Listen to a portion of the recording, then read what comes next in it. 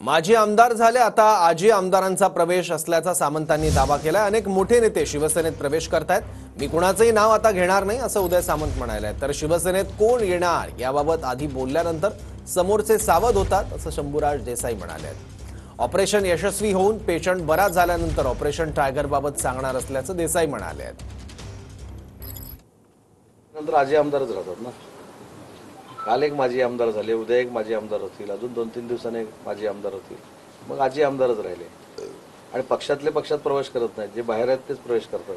त्यामुळे त्यांची नावं मला आता घ्यायची नाहीत, परंतु चांगल्या पद्धतीने एकनाथ शिंदे साहेबांच्या व्यक्तिमत्वावर आकर्षित होऊन अनेक मोठमोठे नेते हे शिवसेनेमध्ये प्रवेश करतात।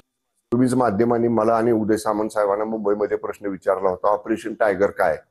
आणि मग बोलण्याच्या ओघामध्ये आम्ही दोघंही बोलून गेलो की तुम्हाला लवकरच दिसेल। समोरची माणसं सावध होतात आम्ही असं काही बोलल्यामुळे। त्यामुळे आम्ही आता ठरवलंय की ऑपरेशन यशस्वी झालं, पेशंट रूम मध्ये शिफ्ट झाला आणि ठणठणीत बरा झाला की मगच सांगायचं ऑपरेशन झाले म्हणून, तोपर्यंत सांगायचंच नाही।